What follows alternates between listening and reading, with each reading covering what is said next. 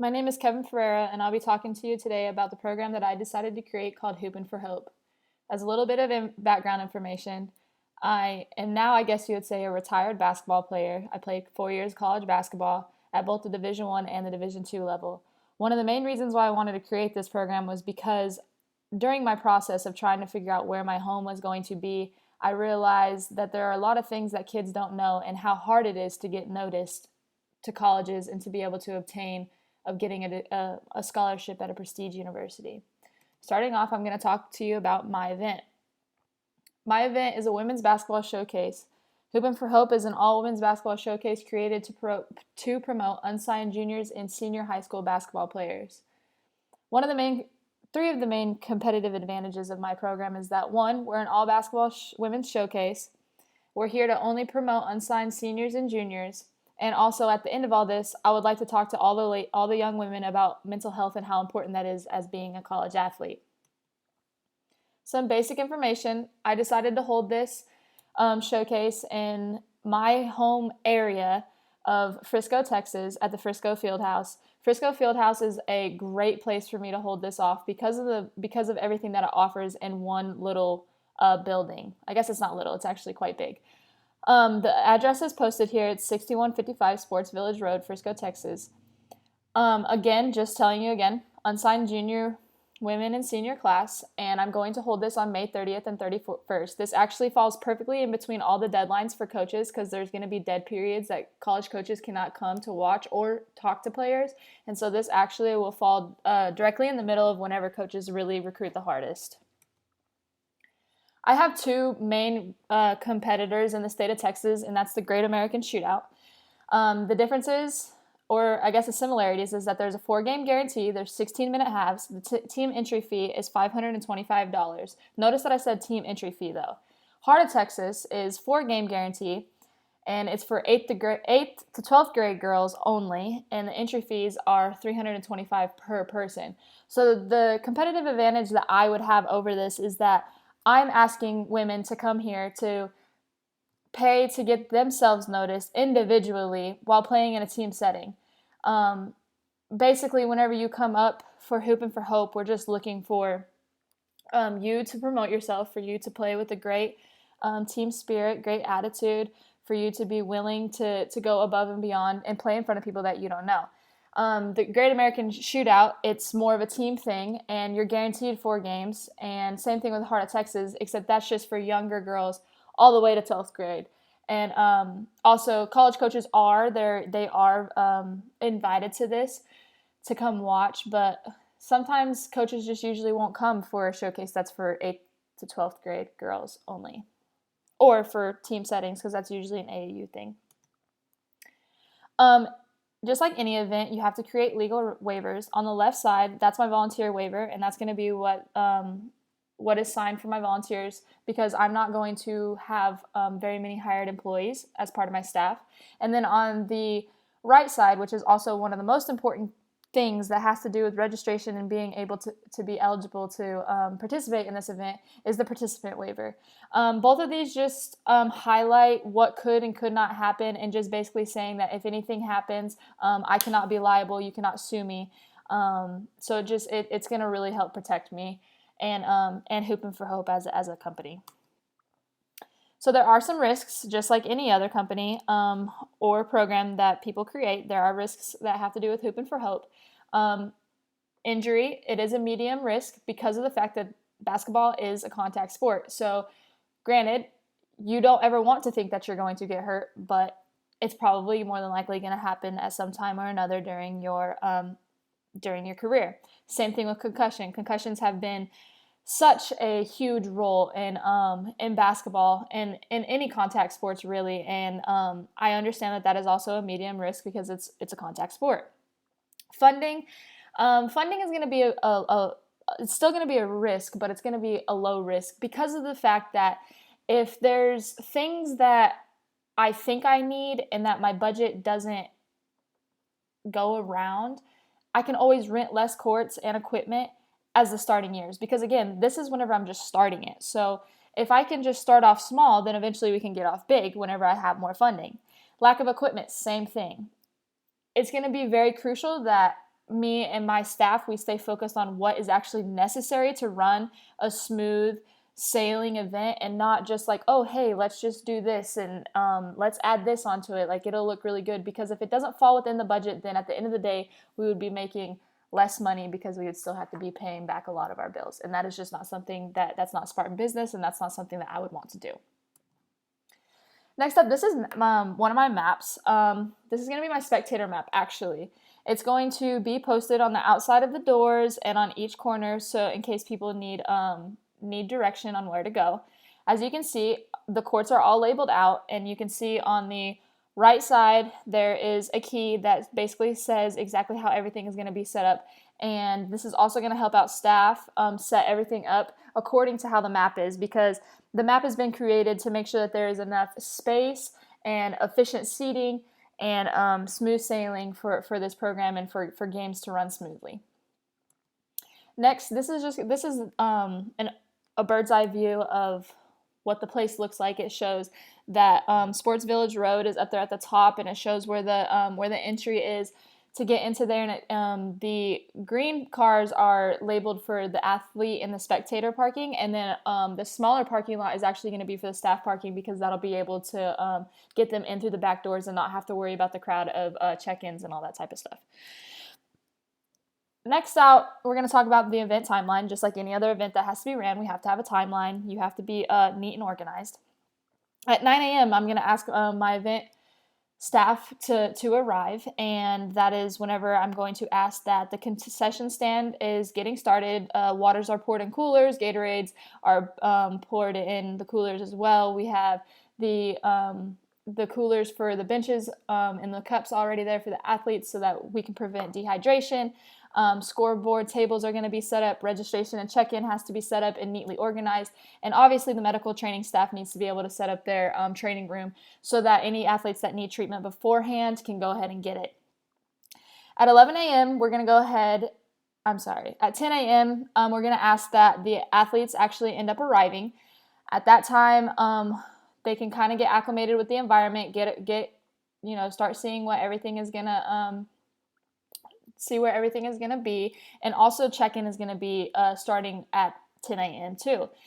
We're asking everybody to get there obviously at least 15 minutes before 10 a.m. because early registration will have a priority over a lot of people, and that it'll just help everything just kind of run faster and smoother. At 11 a.m. we're going to post the tournament teams and the pools that'll be posted, and then at 11:30 we're going to go ahead and start playing some basketball. The games will continue from about 11:30 to 6 p.m.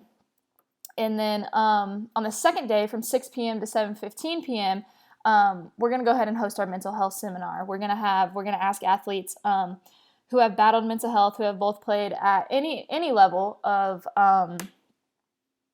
their career, and just basically talk to them and talk to these young ladies about the risks and the things that they're going to face and ways to cope with it, and also give a list of people that are going to be on campus that they can seek help with whenever the going gets tough. Coming from somebody like me that battles mental health issues, this is very important for me, and this is something that a lot of coaches and programs do not take into consideration on how hard women are on their mental health, because they strive for so much better than just being good on the basketball court. It's being good in the classroom, making sure that their future is lined up and stuff like that. And also taking into account, even though we are athletes, we still have personal life issues. So just really reiterating on that, it's a competitive advantage of my program over other people. And it's going to be very important and very beneficial, not only to get these girls noticed to a university for a scholarship, but also just so that they understand that they're not alone in the mental battles that they do fight. And then obviously at 7:30 we're going to ask event staff and clean up, and we have to be out by 9 p.m. on Sunday night, so that because that's just what Frisco Fieldhouse has asked of us. This is my staffing organizational chart for my event.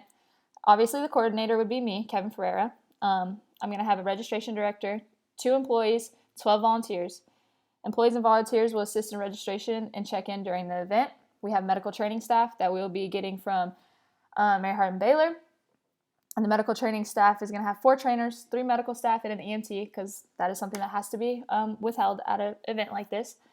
And the trainers and medical staff will be on site to assist in any athletic-related treatment or injuries. They also will be there to assist in emergencies among all spectators, coaches, and athletes.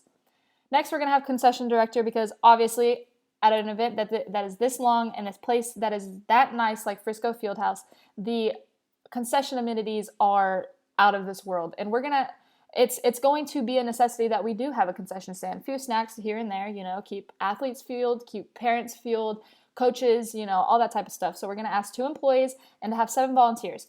Employees and volunteers will assist in the setting up of the concession stands and getting the table and waters ready for the athletes. And then sponsorship director. I'm going to ask for at least 3 sponsors and 10 volunteers that are willing to sponsor. Sponsor and volunteers will assist in setting up sponsor tables and the banners around the gym. It's going to be very important. I'm asking people to help sponsor me. And it's going to be it's not going to be a one-way street. We both have to give it our all. And so if I'm asking people to sponsor me, it's going to be very important that I also promote their businesses and their services as well as they're helping me out. For any event, especially nowadays, our world revolves around social media. So this is going to be the landscape banner that's going to be posted on websites, and it's going to be actually listed on Pro Skills Basketball website, All-American Showcase website, and Frisco Fieldhouse website. The reason I chose these is because Pro Skill Basketball and All-American Showcases is where majority of these showcases are listed and advertised extremely hard. Frisco Fieldhouse website will also have the event listed since it's going to be held there. It just makes sense for it to be posted there. If people Google, hey, what's Frisco Fieldhouse, they're going to be able to see that, oh, okay, Hoopin For Hope is going to be here on May 30th and 31st. And the fees to get my daughter to play in this is only $150 for early registration and $220 for normal registration. My call to action, obviously, is early registration. Visit hoopinforhope.com. This is going to be the social media ad that's allowed to be posted on Instagram and Twitter. This is going to be very beneficial because younger generations and most likely the women's basketball players that are unsigned are usually just scrolling through the feed, and they're going to be looking for an opportunity to get a scholarship and an opportunity of a lifetime. So call to action still is early registration. Visit hoopinforhope.com. I'm also going to go ahead and market this in a magazine ad. And this is going to be posted in the Frisco, Texas town newspapers and also in the Texas ISD newsletters. This is going to be posted in the Champion NCAA magazine because that is where I'm going to be able to draw college coaches' awareness and really just like grabbing their attention, like being like, hey, yeah, like, not only is Frisco Fieldhouse like a great place to be, it's a great basketball atmosphere, but also this is going to be beneficial for me to go ahead and finish up my roster and see what's out there. Call to action, early registration, visit hoopinforhope.com, and also all college coaches are invited. This is my marketing flyer that will be posted around Frisco and be sent out.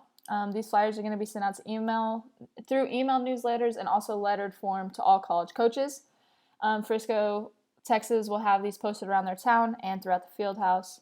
Call to action still stays the same, early registration. Visit hoopinforhope.com, and all college coaches are invited. My biggest sponsor that I'm going to ask is Academy Sports and Outdoors. And if you are from Texas, you understand that Academy Sports and Outdoors is the absolute athlete world. Everybody dies to be there. Academy actually does a lot of sponsorships for a lot of outdoor activities, outdoor events like fishing, hunting, tournaments like that. They also do a lot of softball tournaments around here in Texas too. So for a total, I'm going to be asking $1,500. The logo will be on the back of the jerseys and the brochures, and it's actually their Academy logo is actually going to be the largest on the jerseys, and obviously it'll be on the brochure and it'll be on my staff's t-shirts.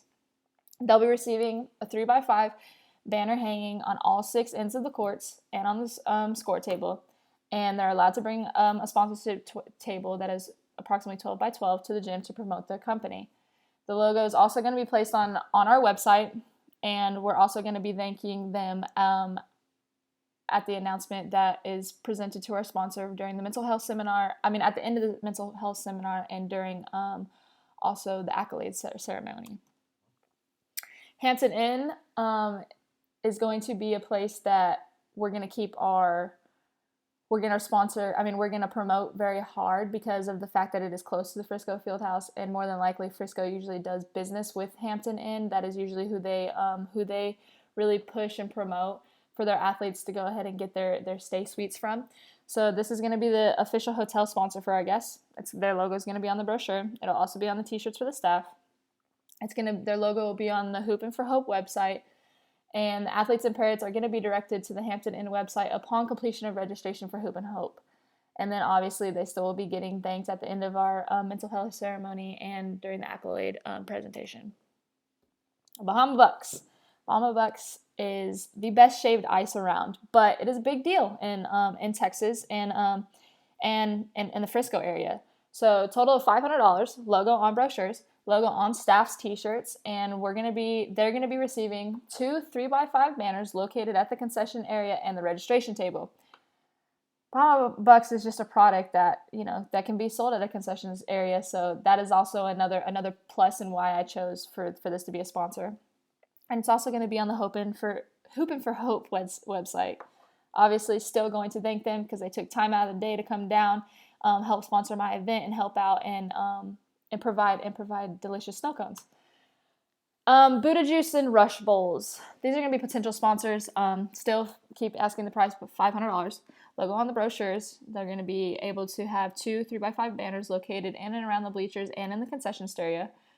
A table that can be set up to promote your companies. Drink samples are also going to be allowed to be supplies, but the supplies to supply the drinks and the bowls have to be provided by those companies.